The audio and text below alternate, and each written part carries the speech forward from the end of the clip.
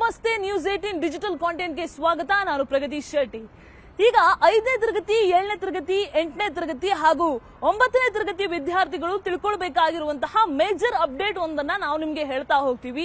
ಈ ಮಕ್ಕಳಿಗೆ board exam ಮಾಡಬೇಕು ಅನ್ನುವಂತಹದ್ದು ಬಹಳ ವರ್ಷಗಳಿಂದ ಇದ್ದಂತಹ ಕೂಗು. ಕಾನೂನಾತ್ಮಕವಾಗಿಯೂ ಕೂಡ ಎಕ್ಸಾಮ್ ಅನ್ನ ಮಾಡಬಾರದು ಅಂತ ಖಾಸಗಿ ಶಾಲೆಗಳ ಒಕ್ಕೂಟ ಹೋರಾಟವನ್ನ ನಡೆಸ್ತಾ ಇತ್ತು. ಇಂತಹ ಹೊತ್ತಲ್ಲೇ ಶಿಕ್ಷಣ ಇಲಾಖೆ ಒಂದು ಡಿಫರೆಂಟ್ ಐಡಿಯಾ ಜೊತೆಗೆ ಈಗ ಈ ವಿಚಾರ ಮುನ್ನೆಲೆಗೆ ಬಂದಿದೆ. ದೊಡ್ಡ ಮಟ್ಟದಲ್ಲಿ ಚರ್ಚೆ ಆಗ್ತಾ ಇದೆ. ಹಾಗಾದ್ರೆ ಏನಿದು ವಿವಾದಕ್ಕೆ ಕಾರಣ ಆಗಿರೋದು, ಜೊತೆಗೆ ಈ ವಿಚಾರ ಏನು, ಅದೆಲ್ಲವನ್ನು ಕೂಡ ಇವತ್ತಿನ ಈ ವಿಡಿಯೋದಲ್ಲಿ ನಾವು ನಿಮ್ಗೆ ಎಕ್ಸ್ಪ್ಲೇನ್ ಮಾಡ್ತಾ ಹೋಗ್ತೀವಿ, ಕೇಳಿ. ಸೊ ಬೋರ್ಡ್ ಎಕ್ಸಾಮ್ ಮಾಡಬೇಕು ಅನ್ನುವಂತಹ ಕೂಗಿಗೆ ಯಾಕೆ ವಿರೋಧ ವ್ಯಕ್ತ ಆಗಿತ್ತು ಅಂದ್ರೆ, ಬೋರ್ಡ್ ಎಕ್ಸಾಮ್ ಅಂತ ಅಂದ್ರೆ ಅದು 10ನೇ ತರಗತಿ ಮಕ್ಕಳು ಬರೆಯುವಂತಹ ಎಕ್ಸಾಮು, ಅಂದ್ರೆ ದೊಡ್ಡ ಎಕ್ಸಾಮು. ಅದಕ್ಕೆ ಮಕ್ಕಳು ಸಿಕ್ಕಾಪಟ್ಟೆ ಪ್ರಿಪೇರ್ ಆಗ್ತಾರೆ, ಹಗಲು ರಾತ್ರಿ ಓದಿ ಪ್ರಿಪೇರ್ ಆಗ್ತಾರೆ. ಮಕ್ಕಳ ತಲೆಯಲ್ಲಿ ಒಂದು ಒತ್ತಡ ಇರುತ್ತೆ. ಅಂದ್ರೆ ಆ ಎಕ್ಸಾಮ್ ನ ರಿಸಲ್ಟೇ ಮಕ್ಕಳ ಭವಿಷ್ಯವನ್ನ ರೂಪಿಸುತ್ತೆ ಅನ್ನುವಂತಹ ಕಲ್ಪನೆಯಲ್ಲಿ ಪೋಷಕರು ಇರ್ತಾರೆ. ಮಕ್ಕಳಿಗೆ ಪ್ರೆಷರ್ ಜಾಸ್ತಿ ಹಾಕ್ತಾರೆ. ಇದರಿಂದ 5ನೇ ತರಗತಿಗೆ ನೀವು ಬೋರ್ಡ್ ಎಕ್ಸಾಮ್ ಅನ್ನ ಮಾಡಿದ್ರೆ ಚಿಕ್ಕ ಮಕ್ಕಳ ಮೇಲೆ ಒತ್ತಡ ಜಾಸ್ತಿ ಆಗುತ್ತೆ. ಅವರ ವಯಸ್ಸಿಗೆ ಮೀರಿದ ಒತ್ತಡ ಅವರಿಗೆ ಹೇರ್ದಂಗಾಗತ್ತೆ. ಪೇರೆಂಟ್ಸ್ ಕೂಡ ಒತ್ತಡ ಹಾಕ್ತಾರೆ. ಎಷ್ಟೇ ಅರ್ಥ ಮಾಡಿಸೋ ಪ್ರಯತ್ನ ಪಟ್ಟರು ಕೂಡ ಪೇರೆಂಟ್ಸ್ ಅರ್ಥ ಮಾಡ್ಕೊಳ್ಳೋದಿಲ್ಲ. ಸೊ ಈ ಹಿನ್ನೆಲೆಯಲ್ಲಿ ಅತಿ ಚಿಕ್ಕ ವಯಸ್ಸಿಗೆ ಮಕ್ಕಳಿಗೆ ಬೋರ್ಡ್ ಎಕ್ಸಾಮ್ ಬೇಡ ಅನ್ನುವಂತಹ ಕೂಗಿನೊಂದಿಗೆ ಖಾಸಗಿ ಶಾಲೆಗಳ ಒಕ್ಕೂಟ ಕೋರ್ಟ್ಗೆಲ್ಲ ಹೋಗಿ ದೊಡ್ಡ ಮಟ್ಟದಲ್ಲಿ ಕಾನೂನಾತ್ಮಕವಾಗಿ ಹೋರಾಟವನ್ನು ಕೂಡ ನಡೆಸ್ತಾ ಇತ್ತು.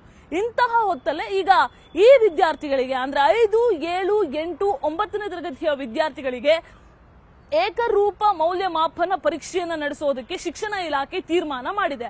ಹಾಗಾದ್ರೆ ಏನಿ ಏಕರೂಪ ಮೌಲ್ಯಮಾಪನ ಪರೀಕ್ಷೆ ಅಂತ ಹೇಳಿದ್ರೆ, ಇದು ಬೋರ್ಡ್ ಎಕ್ಸಾಮ್ ರೀತಿಯೇ ಇರುತ್ತೆ. ಆದ್ರೆ ಇದರ ಹೆಸರು ಬೋರ್ಡ್ ಎಕ್ಸಾಮ್ ಅಲ್ಲ. ಜೊತೆಗೆ ಮಕ್ಕಳಿಗೆ ಯಾವುದೇ ರೀತಿಯಾದಂತಹ ಒತ್ತಡವನ್ನ ಪೇರೆಂಟ್ಸ್ ಹಾಕೋದಕ್ಕೆ ಸಾಧ್ಯ ಆಗೋದಿಲ್ಲ ಅನ್ನೋದು ಶಿಕ್ಷಣ ಇಲಾಖೆಯ ವರ್ಷನ್. ಅಂದ್ರೆ ಕರ್ನಾಟಕ ಶಾಲಾ ಪರೀಕ್ಷಾ ಮೌಲ್ಯ ನಿರ್ಣಯ ಮಂಡಳಿ, KSCAB ಅಂತ ಏನ್ ಕರಿತೀವಿ, ಈ KSCABನೇ ಇಲ್ಲೂ ಕೂಡ ಪರೀಕ್ಷೆಯನ್ನ ರೆಡಿ ಮಾಡುತ್ತೆ. ಅಂದ್ರೆ ಪ್ರಶ್ನೆ ಪತ್ರಿಕೆಯನ್ನ ರೆಡಿ ಮಾಡುತ್ತೆ. ಅದನ್ನ ಎಲ್ಲಾ ಶಾಲೆಯಲ್ಲೂ ಕೂಡ, ರಾಜ್ಯದಲ್ಲಿ ಇರುವಂತಹ ರಾಜ್ಯ ಪಠ್ಯಕ್ರಮ ಅನುಸರಿಸುವಂತಹ ಎಲ್ಲಾ ಶಾಲೆಗಳಲ್ಲೂ ಕೂಡ ಇದೇ ರೀತಿಯಾದಂತಹ ಪ್ರಶ್ನೆ ಪತ್ರಿಕೆ ಇರುತ್ತೆ. ಮಕ್ಕಳು ಅದನ್ನ ಎಕ್ಸಾಮ್ ನ ಅಟೆಂಡ್ ಮಾಡಬೇಕು. ಈ ಎಕ್ಸಾಮ್ ನ ಪ್ರಕ್ರಿಯೆಗಳೆಲ್ಲವೂ ಕೂಡ ಇಲ್ಲಿ ಬೋರ್ಡ್ ಎಕ್ಸಾಮ್ ರೀತಿಯದ್ದೇ ಆಗಿರುತ್ತೆ.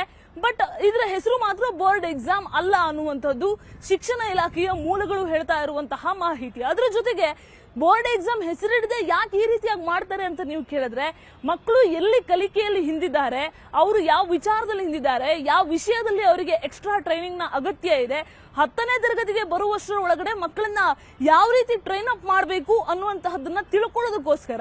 ಅದ್ರ ಜೊತೆಗೆ ಗ್ರಾಮೀಣ ಭಾಗದ ಮಕ್ಕಳು 10ನೇ ತರಗತಿ ಎಕ್ಸಾಮ್ ಅಂತ ಹೇಳಿದ್ರೆ ಅದನ್ನ ಕಬ್ಬಿಣದ ಕಡ್ಲೆ ಅಂತ ಫೀಲ್ ಮಾಡಬಾರ್ದು. 10ನೇ ತರಗತಿ ಬರುವಷ್ಟರಲ್ಲಿ 10ನೇ ತರಗತಿ ಎಕ್ಸಾಮ್ ಹೆಂಗ್ ನಡೆಯುತ್ತೆ, ಅದರ ಪ್ರೊಸೀಜರ್ ಏನು, ಜೊತೆಗೆ ಹೆಂಗೆ ರೆಡಿ ಆಗಬೇಕು, ಮಾನಸಿಕವಾಗಿ ಹೆಂಗ್ ರೆಡಿ ಆಗಬೇಕು, ಇದೆಲ್ಲ ಮಕ್ಕಳಿಗೆ ಗೊತ್ತಾಗಬೇಕು. ಜೊತೆಗೆ ಆ ಮಕ್ಕಳ ಕಲಿಕಾ ಬಲವರ್ಧನೆಗೆ ಒತ್ತು ಕೊಡುವಂತಹ ಉದ್ದೇಶದಿಂದ ಮಕ್ಕಳು ಯಾವ ವಿಚಾರದಲ್ಲಿ ಹಿಂದಿದ್ದಾರೆ ಅದನ್ನ ಜಾಸ್ತಿ ಫೋಕಸ್ ಮಾಡಬೇಕು ಅನ್ನುವಂತಹ ನಿಟ್ಟಿನಿಂದ ಮಕ್ಕಳ ಕಲಿಕೆಯನ್ನ, ಅದರ ಗುಣಮಟ್ಟವನ್ನ ಇನ್ನಷ್ಟು ಸುಧಾರಿಸಬೇಕು ಅನ್ನುವಂತಹ ಸದುದ್ದೇಶದಿಂದ ಶಿಕ್ಷಣ ಇಲಾಖೆ ಈ ಪ್ಲಾನ್ ಅನ್ನ ಮಾಡಿದೆ.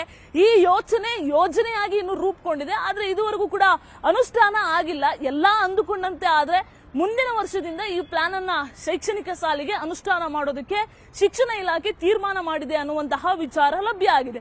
ಇದು ಆಲ್ರೆಡಿ ಈಗ ನಾನಾಗ್ಲೇ ಹೇಳಿದಾಗೆ ಪರ ಮತ್ತೆ ವಿರೋಧ ಎರಡಕ್ಕೂ ಕೂಡ ಆಸ್ಪದ ಆಗಿರುವಂತಹ ವಿಚಾರ. ಅಂದ್ರೆ ಪರ ಯಾಕೆ ಅಂತ ಅಂದ್ರೆ, ಇಲಾಖೆ ನಿರ್ಧಾರ ಸರಿ ಇದೆ, ಮಕ್ಕಳನ್ನ ರೆಡಿ ಮಾಡಬೇಕು, ಮಕ್ಕಳು ಈ ಸ್ಪರ್ಧಾತ್ಮಕ ಜಗತ್ತಿನಲ್ಲಿ ಬೇರೆ ಬೇರೆ ಮಾಧ್ಯಮವನ್ನ, ಇಂಗ್ಲಿಷ್ ಮೀಡಿಯಂ ಎಲ್ಲ ಓದ್ತಾ ಇರುವಂತಹ ಮಕ್ಕಳ ಮಧ್ಯೆ ಮಕ್ಕಳು ಕೂಡ ರೆಡಿ ಆಗಬೇಕು, ಸ್ಪರ್ಧಾತ್ಮಕ ಯುಗಕ್ಕೆ ಅವನ್ನ ಒಗ್ಗಿಕೊಳ್ಬೇಕು ಅಂತ ಹೇಳಿದ್ರೆ ಈ ರೀತಿಯಾದಂತಹ ಹೊಸ ಹೊಸ ಆಲೋಚನೆಗಳು, ಹೊಸ ಹೊಸ ಯೋಜನೆಗಳ ಅವಶ್ಯಕತೆ ಇದೆ ಅನ್ನುವಂಥದ್ದು ಒಂದಷ್ಟು ಜನರ, ಒಂದಷ್ಟು ವರ್ಗದ ವಾದ.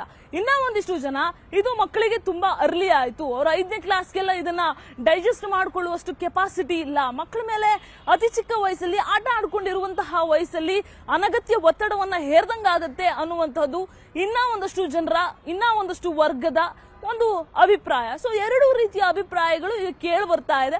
ಬಟ್ ಈ ಎಲ್ಲ ವಿಚಾರಗಳ ಮಧ್ಯೆ ನಿಮಗೇನ್ ಅನ್ಸುತ್ತೆ ಅನ್ನೋದನ್ನ ನೀವು ಕೂಡ ಕಮೆಂಟ್ ಮಾಡಿ ತಿಳಿಸಿ. ಹಾಗೆ ಈ ವಿಚಾರ ಉಪಯುಕ್ತ ಅಂತ ಅನ್ಸಿದ್ರೆ ಒಂದಷ್ಟು ಜನರಿಗೆ 5, 7, 8, 9ನೇ ತರಗತಿ ಓದ್ತಾ ಇರುವಂತಹ ವಿದ್ಯಾರ್ಥಿಗಳಿಗೆ, ಅವರ ಪೋಷಕರಿಗೆ ಈ ವಿಚಾರವನ್ನ ಶೇರ್ ಮಾಡಿ. ನಿರ್ಭೀತ, ನಿಷ್ಪಕ್ಷಪಾತ, ವಿಶ್ವಾಸಾರ್ಹ ಸುದ್ದಿಗಳಿಗೆ ಹೆಸರಾಗಿರುವ ನ್ಯೂಸ್ 18 ಕನ್ನಡ ಈಗ ಆಪ್ನಲ್ಲೂ ಲಭ್ಯವಿದೆ.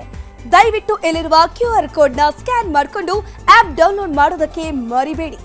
ನಿಮ್ಮ ಬೆಂಬಲ ಹೀಗೆ ಸದಾ ನಮ್ಮೊಂದಿಗಿರಲಿ. ಧನ್ಯವಾದ.